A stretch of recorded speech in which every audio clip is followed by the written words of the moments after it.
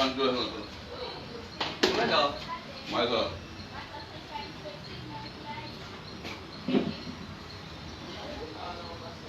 Era isso não. É isso aqui. Boa sombra. Eu não sei se trazendo mais pra cima. Ah, tu fala as lâmpadas, né? É, eu nem mexi, eu fui dormir. Eu não sei se trazendo mais pra cá, se a resta não vai desce. Tem que ficar em cima mais. É. E se ficar aí, ela vai descer mais um pouquinho, né? Aí a resta aí talvez desce. não apareça, né, na gravação. Pode ver que eu puxei o púlpito mais pra frente hoje. Mas não aparece muito não aqui não. Cadê? Vai pra lá pra eu ver, por favor. Aparece. Um pouquinho, mas aparece. Um pouquinho não, como se fosse aquelas duas manchas daqui dela. De lá daqui. Mas dá pra ver. Menino, um coroa lá que eu já comprei aí, né? Dois celulares.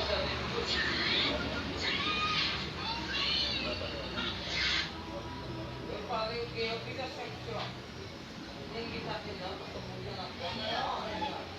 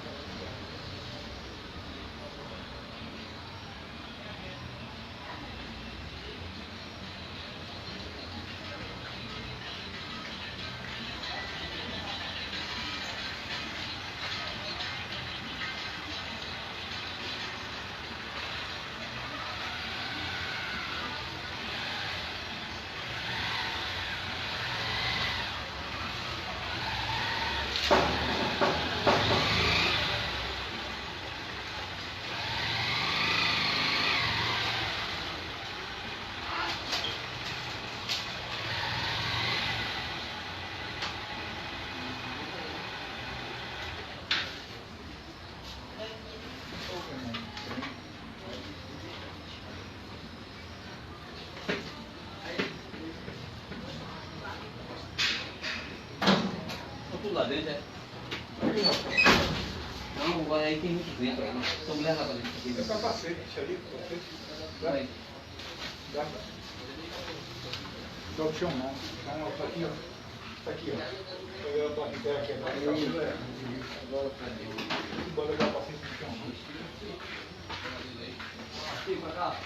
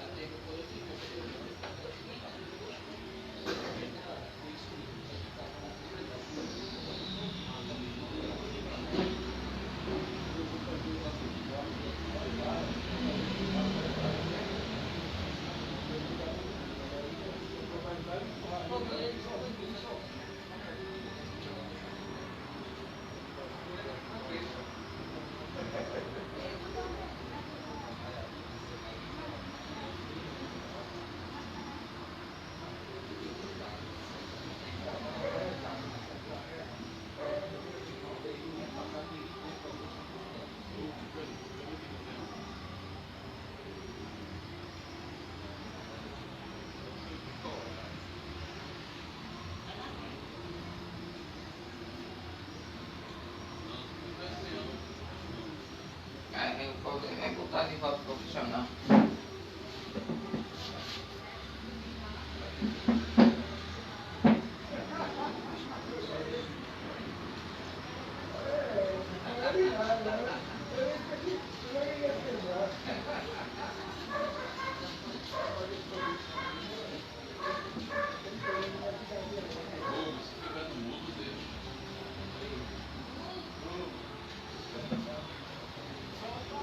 Beleza, se tiver no mundo e para botar de volta.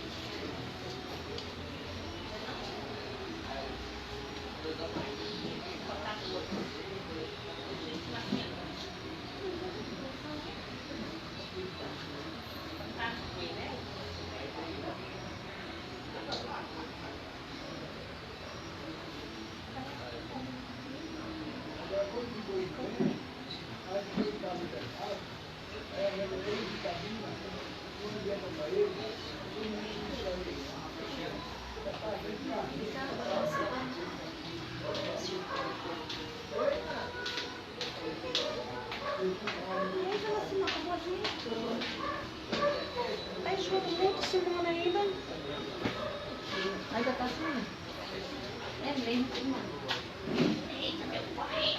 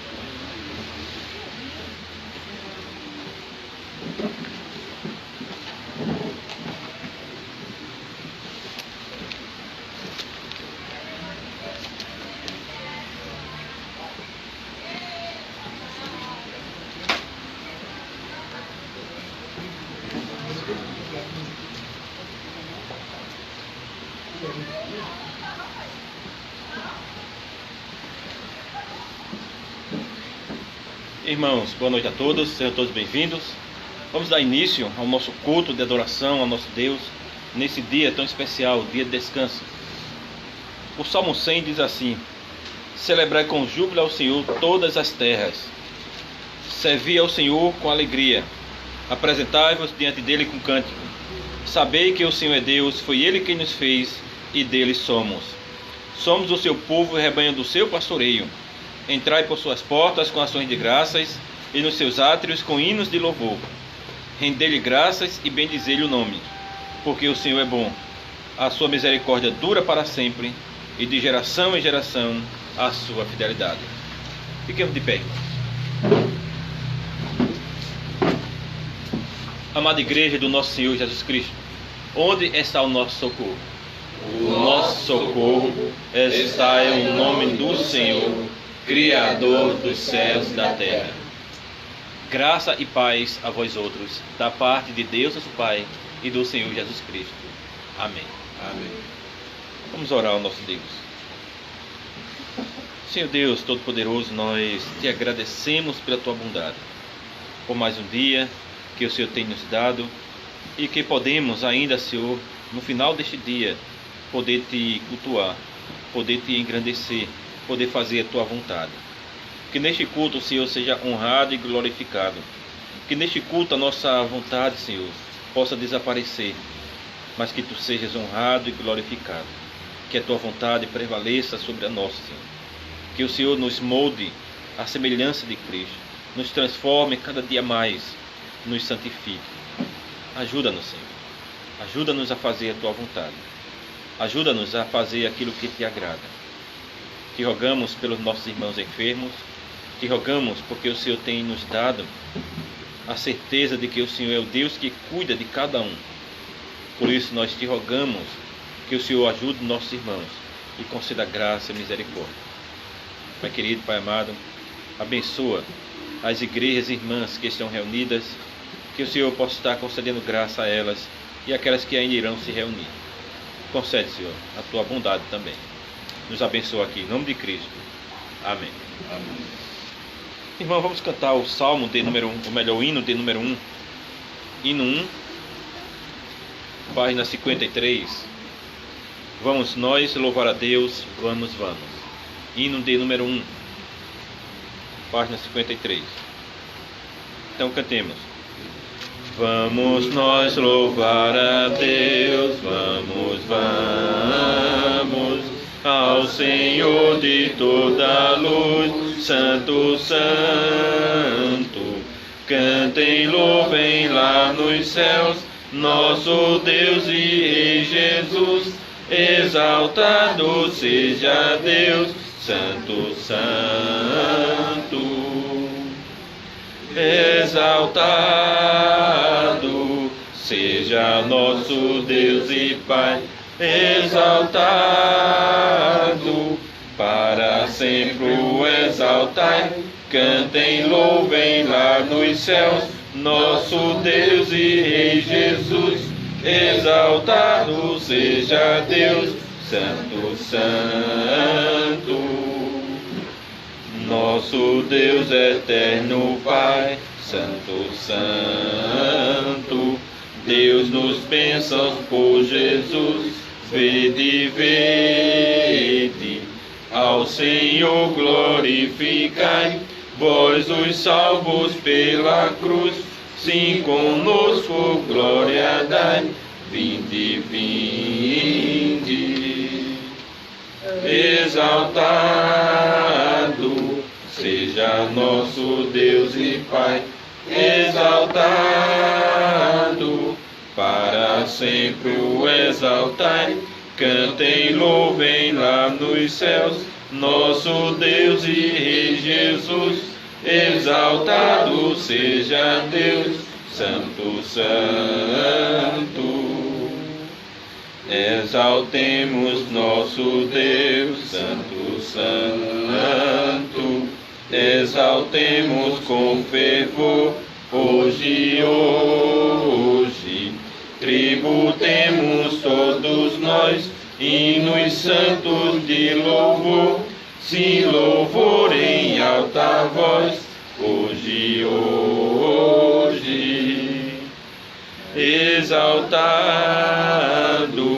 seja nosso Deus e Pai, exaltado, para sempre o exaltai. Cantem, louvem lá nos céus, nosso Deus e Rei Jesus.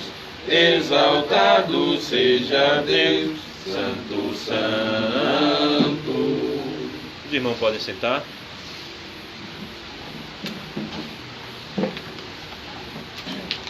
E vamos abrir a palavra do Senhor em Lucas capítulo 7.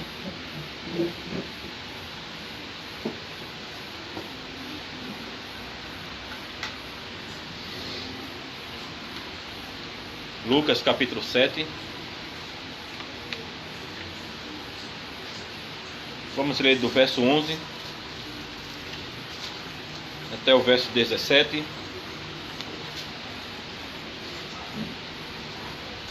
Lucas 7.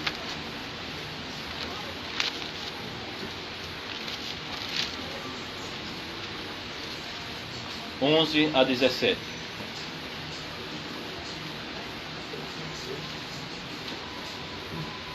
Diz assim: em dia subsequente, dirigia-se Jesus a uma cidade chamada Naim, e iam com ele os seus discípulos e numerosa multidão.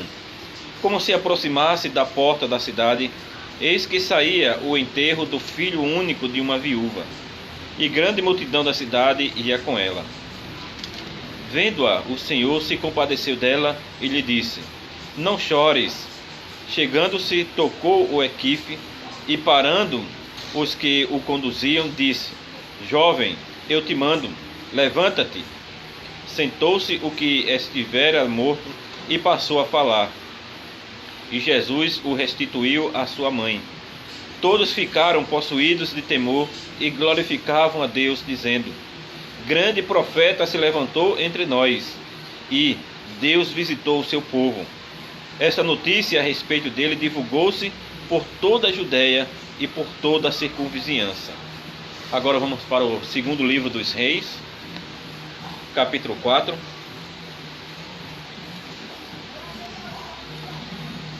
Segundo livro dos Reis, capítulo 4.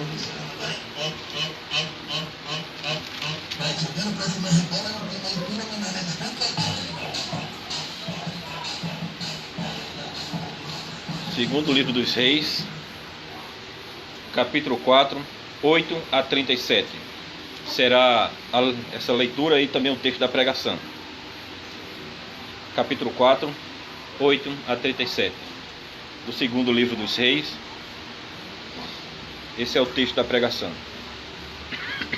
Diz assim: certo dia, passou Eliseu por Sunem, onde se achava uma mulher rica, a qual o constrangeu a comer pão. Daí, todas as vezes que passava por lá, entrava para comer. Ela disse a seu marido: vejo que este que passa sempre por nós é santo homem de Deus. Façamo-lhes, pois, em cima um pequeno quarto, obra de pedreiro, e ponhamo-los nele uma cama, uma mesa, uma cadeira e um candeeiro. Quando ele vier à nossa casa, retirar-se-á para ali. Um dia, vindo ele para ali, retirou-se para o quarto e se deitou. Então disse ao seu moço Geazi: chama esta sunamita. Chamando-a ele, ela se pôs diante do profeta. Este dissera ao seu moço: dize-lhe, eis que tu nos tens tratado com muita abnegação. Que se há de fazer por ti? Haverá alguma coisa de que se fale a teu favor ao rei ou ao comandante do exército? Ela respondeu: habito no meio do meu povo. Então disse o profeta: que se há de te fazer por ela? Geazi respondeu: ora, ela não tem filho, e seu marido é velho. Disse Eliseu: chama-a. Chamando-a ele, ela se pôs à porta. Disse-lhe o profeta: por este tempo, daqui a 1 ano, abraçarás um filho. Ela disse: não, meu senhor, homem de Deus, não minta a tua serva.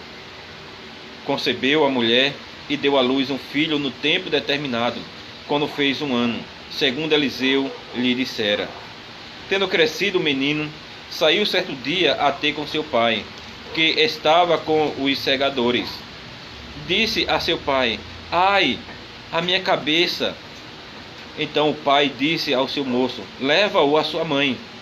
Ele o tomou e o levou à sua mãe, sobre cujos joelhos ficou sentado até ao meio-dia e morreu. Subiu ela e o deitou sobre a cama do homem de Deus, fechou a porta e saiu. Chamou a seu marido e lhe disse: manda-me um dos moços e uma das jumentas, para que eu corra ao homem de Deus e volte. Perguntou ele: por que vais a ele hoje? Não é dia de festa da lua nova, nem sábado. Ela disse: não faz mal. Então fez ela albardar a jumenta e disse ao moço: guia e anda, não te detenhas no caminhar, senão quando eu tu disser. Partiu ela, pois, e foi ter com o homem de Deus ao monte Carmelo. Vendo-a de longe, o homem de Deus disse a Geazi, seu moço: eis aí a sunamita, corre ao seu encontro e diz-lhe: vai tudo bem contigo, com teu marido, com um menino? Ela respondeu: tudo bem. Chegando ela, pois, ao homem de Deus, ao monte, abraçou-lhe os pés. Então se chegou Geazi para arrancá-la, mas o homem de Deus lhe disse: deixa, porque a sua alma está em amargura. E o Senhor mo encobriu e não mo manifestou. Disse ela: pedi eu ao meu senhor algum filho? Não disse eu: não me enganes? Disse o profeta a Geazi: cinge os lombos, toma o meu bordão contigo e vai. Se encontrares alguém, não o saúdes, e se alguém te saudar, não lhe respondas. Põe o meu bordão sobre o rosto do menino. Porém, disse a mãe do menino: tão certo como vive o Senhor e vive a tua alma, não te deixarei. Então ele se levantou e a seguiu. Geazi passou adiante deles e pôs o bordão sobre o rosto do menino, porém não houve nele voz nem sinal de vida. Então voltou a encontrar-se com Eliseu e lhe deu aviso e disse: o menino não despertou. Tendo o profeta chegado a casa, eis que o menino estava morto sobre a cama. Então entrou, fechou a porta sobre eles ambos e orou ao Senhor. Subiu à cama, deitou-se sobre o menino e, pondo a sua boca sobre a boca dele, os seus olhos sobre os olhos dele e as suas mãos sobre as mãos dele, se estendeu sobre ele, e a carne do menino aqueceu. Então se levantou e andou no quarto uma vez de lá para cá, e tornou a subir, e se estendeu sobre o menino. Este expirou 7 vezes e abriu os olhos. Então chamou a Geazi e disse: chama a sunamita. Ele a chamou, e apresentando-se ela ao profeta, este lhe disse: toma o teu filho. Ela entrou, lançou-se aos pés dele e prostrou-se em terra, tomou o seu filho e saiu. Até aqui.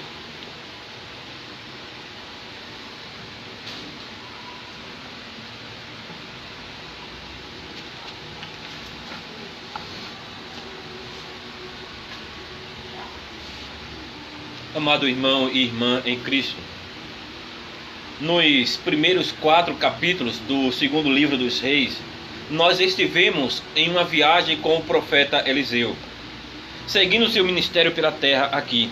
Nós o encontramos pela primeira vez em Abel-Meolá, centro-norte de Israel, onde ele foi chamado e nomeado por Elias. Mais tarde, o vemos ir a Gilgal, que fica ao sul, atravessar o rio Jordão, depois voltar e ir para Jericó, onde curou as águas envenenadas. De lá, Eliseu viajou para o norte, para o Monte Carmelo e Samaria, e depois para o sul novamente, para Betel, onde os ursos almoçaram. É assim que o trabalho era para os profetas do Antigo Testamento. Foi um ministério, vamos dizer assim, itinerante dele, movendo-se de um lugar para outro, onde quer que Deus mandasse que eles fossem para levar a sua mensagem ou para realizar um milagre. Seria como um ministro hoje, perambulando por todo canto, um mês pregando em uma cidade aqui, depois algumas semanas em uma cidade ali, então descendo para outro lugar por um domingo ou 2, ele realmente andaria quilômetros. As viagens de Eliseu continuam em nosso texto, pois o vemos agora em Sunem. Esta é uma pequena cidade ao norte do país, não muito longe do mar da Galileia. Enquanto ele está lá em cima, fazendo outro, vamos dizer assim, circuito de pregação, ele encontra uma mulher rica. Ao contrário da viúva desamparada, a quem ele ajudou com o seu pote de óleo, esta era uma mulher com alguma posição, e parece que ela tinha algum dinheiro também. Enquanto Eliseu passava pela área, essa mulher o convidou para comer em sua casa. Os profetas, por causa do seu trabalho no Antigo Testamento, muitas vezes não conseguiam se sustentar financeiramente, exatamente porque estavam viajando e indo para um lugar e para outro, dedicando-se à palavra do Senhor, então não tinha tempo de arrumar um emprego fixo.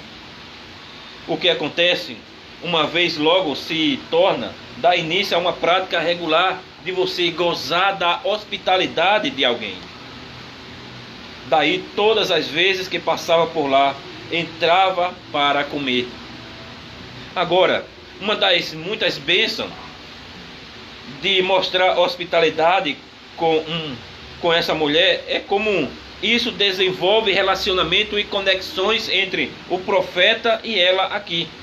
Uma pessoa que já foi estranho para você, e talvez até alguém que você considerou um pouco estranho, pode se tornar um amigo. Alguém com quem você pode desfrutar da doçura da comunhão. Quando você hospeda alguém, uma vez assim, depois disso muitas vezes surge o pensamento: deveríamos fazer isso de novo. Também para a mulher de Sunem, ela quer estreitar os seus laços com o profeta, para continuar a ajudá-lo assim que possível. Então ela disse ao marido: vejo que este que passa sempre por nós é santo homem de Deus. Façamo-los, pois, em cima um pequeno quarto, obra de pedreiro. Ponhamo-lo nele uma cama, uma mesa, uma cadeira e um candeeiro. Quando ele vier à nossa casa, retirar-se-á para ali. Ela está pronta para fazer um pequeno acréscimo na sua casa, um quarto, uma residência regular para o profeta descansar. Seria privado, e ela o ajudaria nas necessidades e conforto básico. Observe o motivo pela qual ela deseja ajudar o profeta. Eliseu é um santo homem de Deus. Esse não é um comentário sem sentido. Foi uma época difícil em Israel, onde o povo havia abandonado a palavra de Deus e onde uma minoria servia ao Senhor. Então a verdadeira palavra de Deus não estava sendo ouvida em todos os lugares. Mas quando Eliseu abria sua boca, quando ele falava, havia a palavra da vida. A mulher vê que Eliseu foi designado para esta tarefa essencial no meio do povo. Pois ele veja como ela diz, um santo homem de Deus. Nem todo mundo consegue um trabalho como este, mas todos nós podemos apoiar aqueles que o fazem. Isto é o que Jesus diz em Mateus capítulo 10, verso 41. Quem recebe um profeta como profeta, receberá a recompensa de profeta. E quem recebe um justo como justo, receberá a recompensa de um justo. Esta mulher não conhecia o Senhor Jesus Cristo, mas ela entendeu que nosso tratamento com um pregador fiel é revelador. Mostra o quanto nós valorizamos a palavra de Deus e o quanto reverenciamos o Deus da palavra. Vamos dar e sacrificar para o ministério do Evangelho, para que possa continuar? Será que nós vamos fazer isto? Jesus ele menciona em Mateus capítulo 10 uma recompensa. E é exatamente nisso que Eliseu pensa um dia. Enquanto desfruta do seu conforto lá na casa daquela mulher, naquele quarto, ele quer agradecê-la por ser tão gentil em ser hospitaleira para com ele. Ele quer abençoá-la de alguma forma por sua generosidade naquele momento. Agora um detalhe interessante que vemos algumas vezes em nosso texto é a distância social entre Eliseu e a mulher. Observe que ele usa Geazi para sempre se comunicar com a mulher, seu intermediário. Geazi tem que ir e perguntar à mulher o que Eliseu pode fazer por ela, e então relatar novamente na volta. Provavelmente isso devia ser por causa da profunda reverência que as pessoas tinham pelo profeta Eliseu, e como profeta de Deus, eles viam que ele estava muito ocupado com seu trabalho, e eles não queriam abordá-lo de qualquer maneira, e assim ter o medo de atrapalhar o trabalho dele, incomodando-o. Por meio do seu servo, Eliseu envia uma mensagem: o que posso fazer por você? Você quer que eu fale em seu nome ao rei ou ao comandante do exército? Parece que Eliseu é um homem com conexões. No segundo livro dos Reis, capítulo 3, ele esteve no tribunal do rei de Israel e esteve também, vamos dizer assim, envolvido naquela guerra, naquela vitória sobre o povo de Moabe.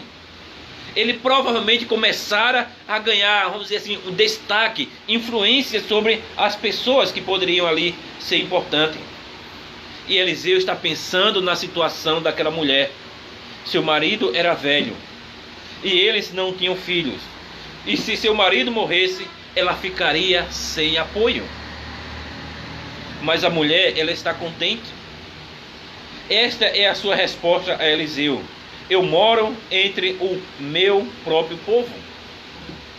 Em outras palavras, ela está confiante de sua comunidade, sabendo que o povo de Deus irá cuidar dela em qualquer momento, aconteça o que acontecer. Na verdade, é uma bela confiança de se ter. E é a confiança certa de se ter em nossa vida. Lembre-se de como sempre foi a vontade de Deus. Nos é revelado no Antigo Testamento que precisamos cuidar dos fracos em nossos meios, das viúvas, dos vulneráveis, dos órfãos. Não é apenas uma tarefa para os diáconos, mas para todos. Tem o interesse de cuidar dos necessitados dentro da igreja. Espero que aqueles que estão gravemente enfermos em nossa comunidade, ou aqueles que são idosos, ou aqueles que estão em circunstâncias difíceis, possam dizer com a mesma confiança que a mulher aqui: eu moro entre o meu povo, entre o meu próprio povo. Eles vão me apoiar, eles vão me ajudar. É assim que deve ser no meio da igreja de Deus. Quando Geazi relata, Eliseu vê a possibilidade de ajudar essa mulher piedosa. E agora é hora de falar diretamente com essa mulher. Ela chega à porta de seu quartinho e ele diz: por volta dessa época, no próximo ano, você vai abraçar um filho. Deus dará a esta mulher um presente precioso. Mais do que dinheiro ou prata se pode comprar.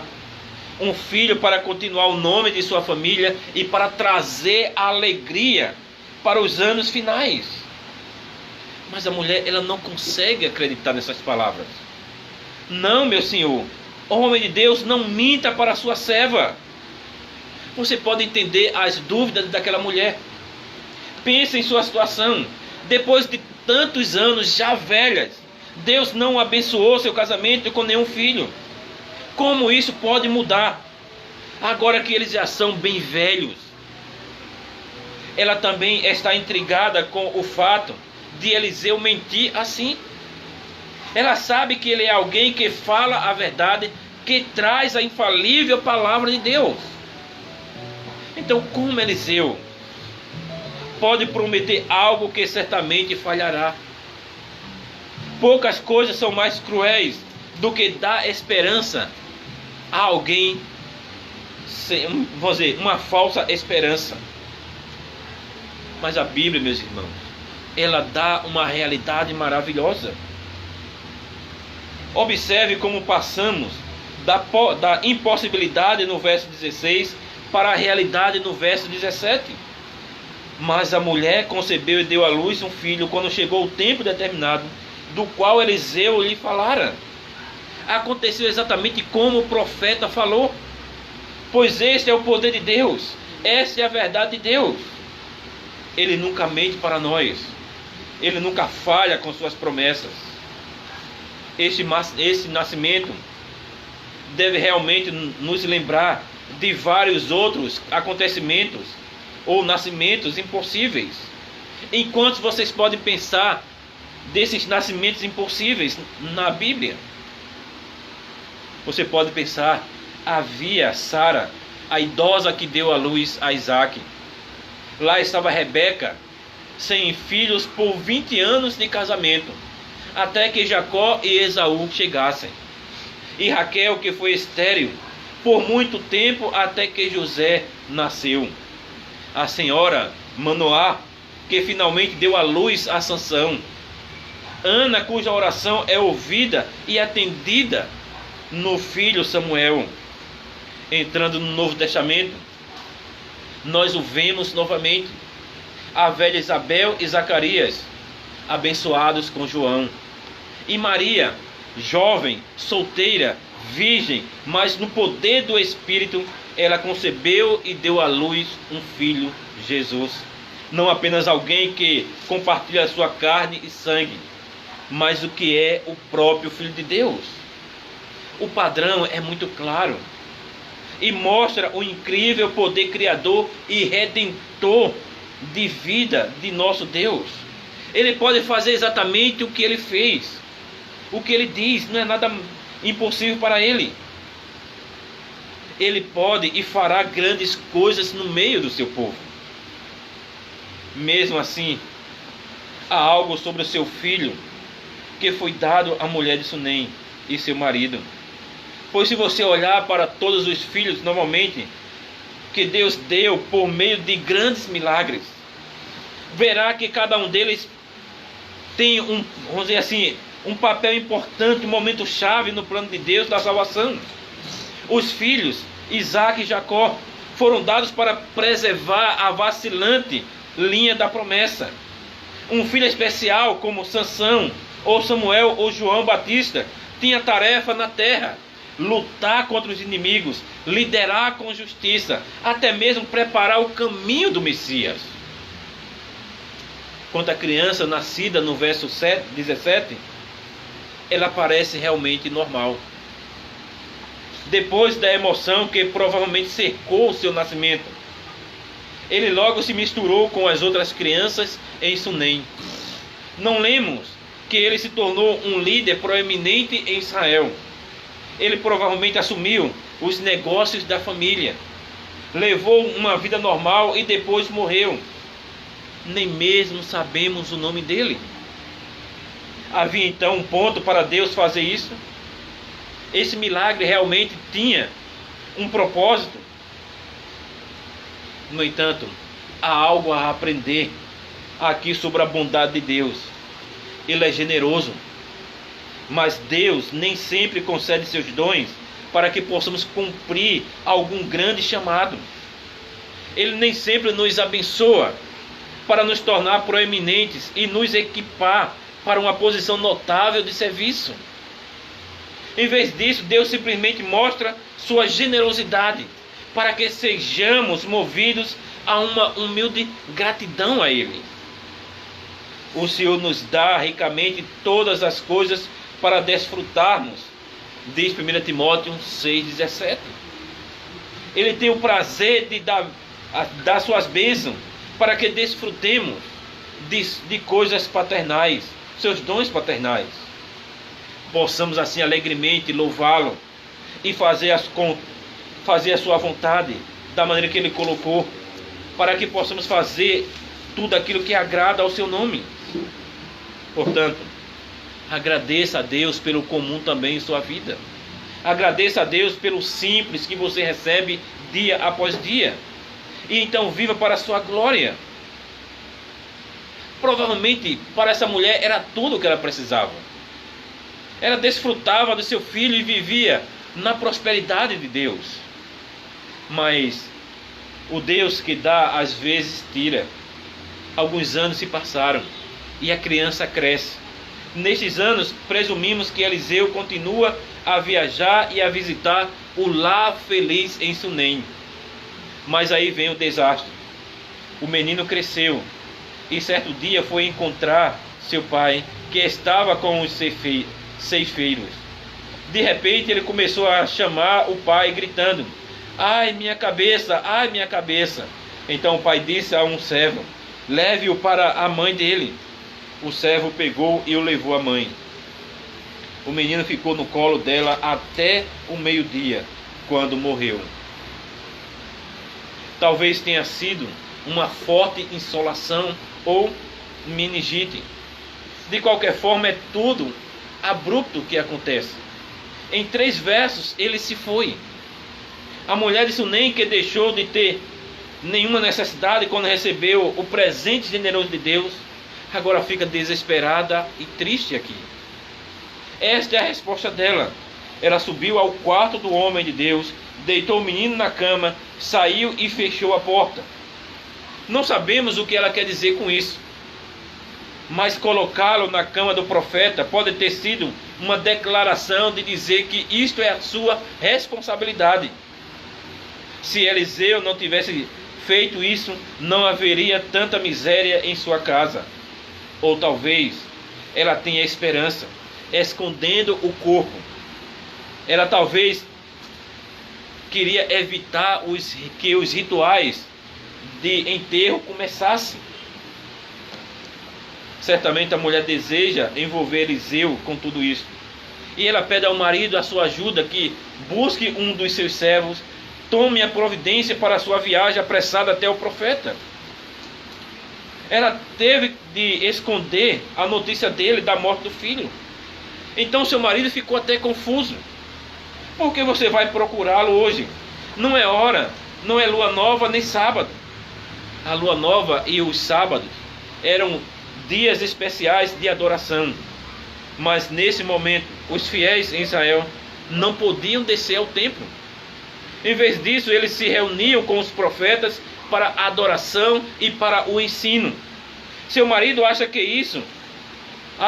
é isso que eles estão fazendo, que ela está fazendo aqui. E ela vai até ele, em uma jornada de cerca de 20 quilômetros, de Sunem ao Monte Carmelo.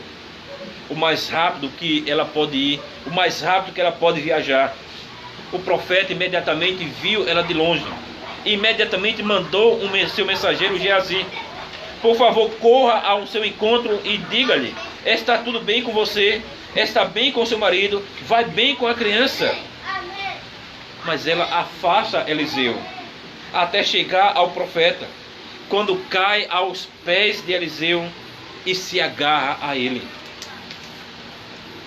É desnecessário dizer, mas ela está profundamente chateada. Esta é uma mãe que perdeu seu único filho, um filho mais querido porque foi dado de uma maneira inesperada. À medida que ela expõe a sua reclamação, fica claro que ela guarda essa terrível perda contra o profeta. Eu perguntei a um filho de meu senhor, eu não disse: não me enganes, porque o profeta daria um filho apenas para ser levado novamente. Anos antes, a viúva de Sarepta disse algo semelhante a Elias, quando seu filho caiu morto: "O que tenho eu a ver contigo, ó homem de Deus? Você veio para me lembrar do meu pecado e matar meu filho?" Parece até um truque cruel aqui. E talvez Deus também seja assim, desagradável, cruel, imprevisível. Com o passar dos anos, muitos santos clamaram como esta mulher, em amarga aflição, sem saber porque Deus achou por bem esmagá-las de tristeza ou decepção. Qual pode ser a razão desta miséria? Ela está chateada, mas também ela é forte, pois ela não deixará, agarrando-se ao profeta. Ela quer se aproximar porque sabe que, como homem de Deus, ele é o representante do Senhor. Virar-se para ele é como se voltar para o Deus da vida. Isso é algo extraordinário, não é verdade? A mulher está terrivelmente angustiada, mas não desistiu de nada. Ela busca o mesmo Deus que a confundiu. Como Jó disse uma vez: ainda que ele me mate, nele esperarei. Jó 13:15. Mesmo na mais profunda agonia do seu coração, ela sabe que precisa continuar confiando em Deus. Ela está magoada, confusa, ansiosa, mas ela também está confiante nas promessas de Deus.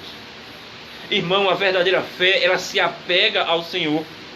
Não apenas quando as circunstâncias são boas, maravilhosas para mim, quando tudo está dando certo em nossa vida. Mas a fé se apega quando há momentos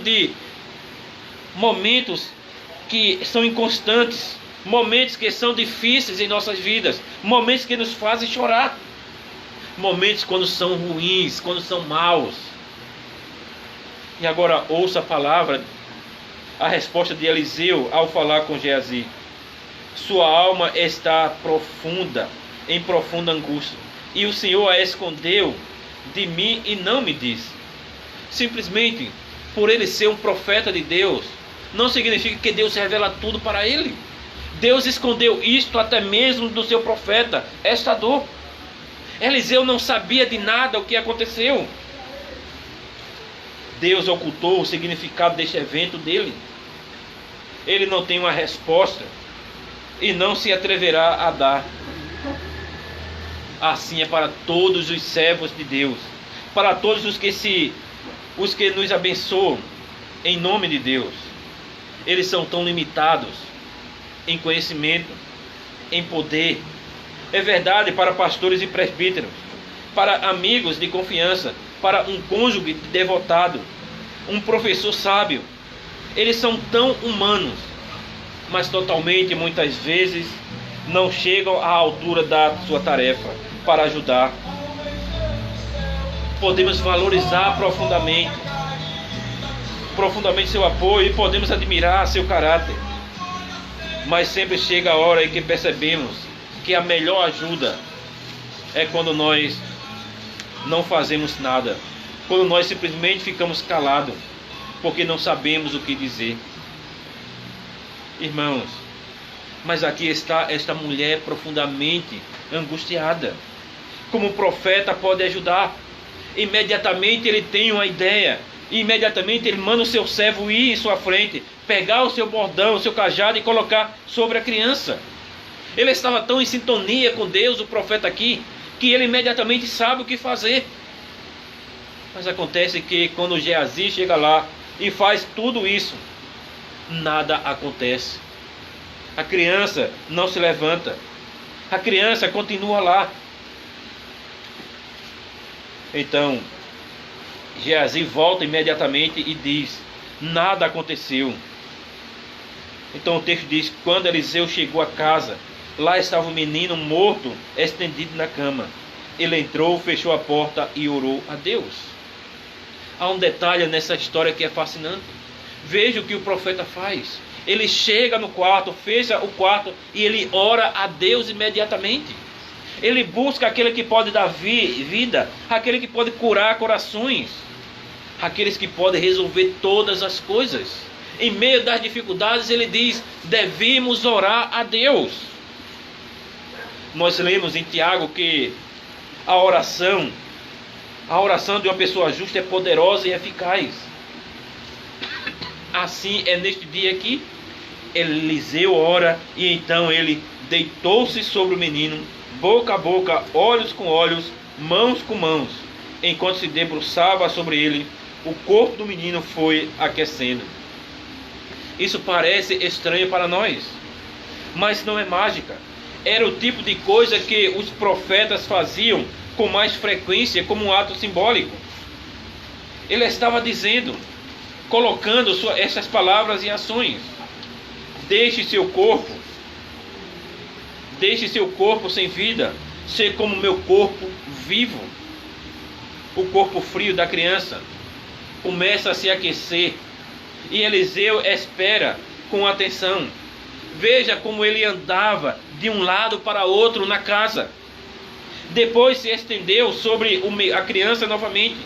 E então o menino acorda. O menino expirou 7 vezes e abriu os olhos. Quando se expira, seu corpo está frequentemente tentando se livrar de algo. Um pouco de poeira ou pólen. Simbolicamente, mais uma vez, o menino expulsa tudo que havia em seu corpo que levava à morte. E 7 espirros significam restauração completa. Com isso, Eliseu chama a mulher novamente e confia o menino de volta a ela. Ela novamente cai aos pés do profeta, reconhecendo o poder e a bondade de Deus, movendo-se através dele. Deus deu, Deus tirou e agora ele restaura tudo. Irmãos, o que nós podemos aprender com essa história? O que nós podemos aprender com tudo isto? Irmãos, nós podemos aprender que o nosso Deus é um Deus do impossível. E o que Ele faz, para Ele tudo é possível. Muitas vezes nós nos achamos em dificuldades tão terríveis. Mas veja como Deus mostra o que nós devemos fazer. Confiar nele mesmo quando nós estamos amargurados. Confiar mesmo quando nós estamos cheios de dificuldades. Orar quando mesmo nós estamos magoados. Ele diz que nós devemos buscá-lo.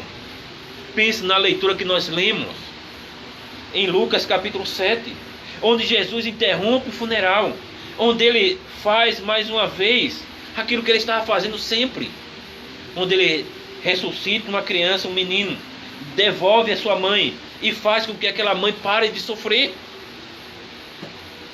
Deus é aquele que cuida dos nossos corações feridos. Deus é aquele que nos ajuda em meio das dificuldades. Deus é o Deus dos impossíveis.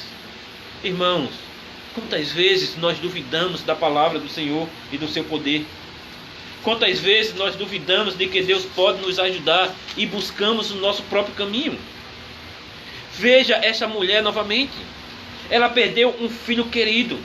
Já na idade avançada, já velha, recebe um filho. Imagina a alegria daquela mulher. Mas quando ela perde tudo, mesmo em meio às dificuldades, mesmo em meio ao seu sofrimento, mesmo em meio à sua alma estar amargurada, mesmo sofrendo, ela se agarra no seu Deus. Ela se agarra àquele que pode ajudá-la no meio do sofrimento. E é isso que nós devemos fazer. Confiança em Deus. Confiança de que Ele pode nos ajudar. Quando nós descansamos nas promessas de Deus, quando a nossa fé se agarra às promessas do Senhor, nós não somos decepcionados. Nada vai acontecer conforme a nossa própria vontade, mas conforme a vontade de Deus. Mas mesmo assim, mesmo sem saber, nós podemos confiar que o nosso Deus está cuidando de nós. Irmãos, que a nossa fé não seja uma fé vacilante, que a nossa fé não seja uma fé que fracassa no meio do caminho, mas uma fé que confia no nosso Deus. Que o nosso Senhor, Ele esteja nos abençoando e nos guardando. Amém. Irmãos, fiquemos de pé.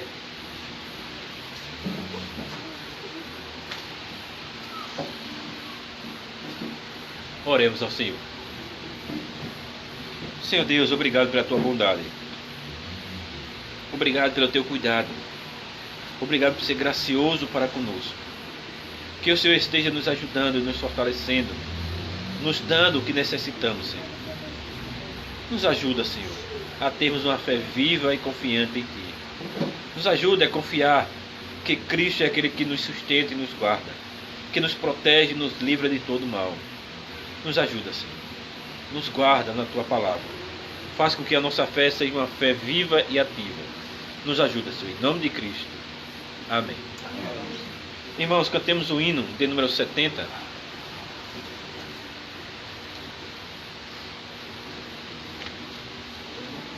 Da igreja, o fundamento. página 74. Hino 70. Então cantemos. Da igreja ao fundamento é Cristo Salvador. Em seu poder descansa e é forte em seu amor. Em Cristo bem firmada, segura sempre está, e sobre a rocha eterna jamais se abalará. A pedra preciosa que Deus predestinou sustenta pedras vivas que a graça trabalhou. E quando o monumento surge em plena luz, a glória do edifício será do Rei Jesus. Senhor, nós te rogamos, quer que do por amor o templo consagrado redunde em teu louvor, e que almas redimidas aqui em comunhão se tornem templo santo da tua habitação. Irmãos, ainda de pé, vamos confessar nossa fé com as palavras do credo apostólico. Todos aqueles que creem que este credo é um resumo da sua fé, confessem comigo dizendo: creio em Deus Pai Todo-Poderoso, Criador do céu e da terra, e em Jesus Cristo, seu único Filho, nosso Senhor, que foi concebido pelo Espírito Santo, nasceu da Virgem Maria, padeceu sob Pôncio Pilatos, foi crucificado, morto e sepultado, desceu ao inferno, no terceiro dia ressurgiu dos mortos, subiu ao céu e está sentado à direita de Deus Pai Todo-Poderoso, de onde há de vir a julgar os vivos e os mortos. Creio no Espírito Santo, na Santa Igreja Universal de Cristo, a comunhão dos santos, na remissão dos pecados, na ressurreição do corpo e na vida eterna. Amém. Os irmãos podem sentar e vamos dar nossas ofertas ao Senhor. E durante as ofertas, vamos cantar o Salmo 133. Então será o nosso último cântico.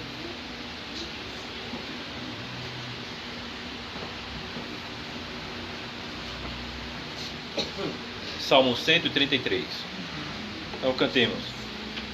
Oh, como é bom e agradável viver unidos os irmãos. É como óleo precioso que corre sobre a cabeça, que desce para a barba, para a barba de Arão, e desce para a gola das suas vestes.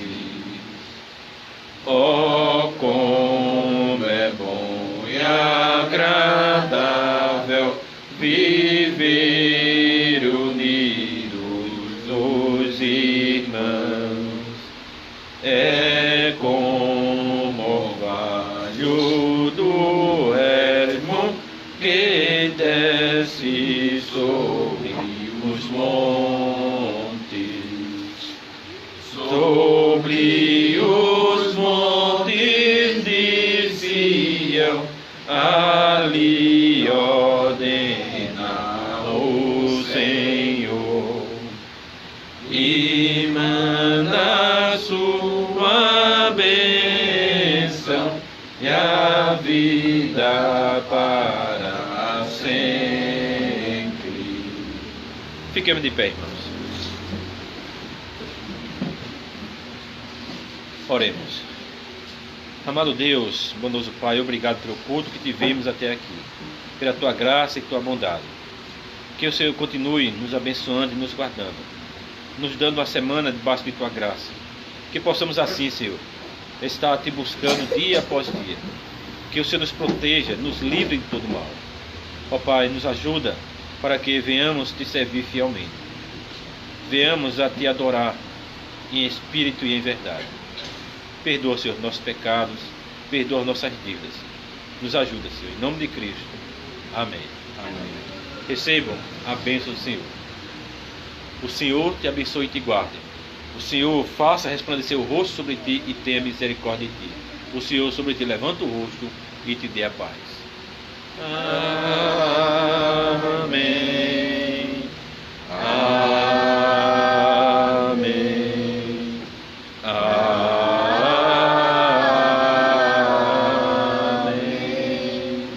Os irmãos podem sentar. E uma boa noite a todos, aqueles que estão nos assistindo. Que Deus abençoe nesta semana.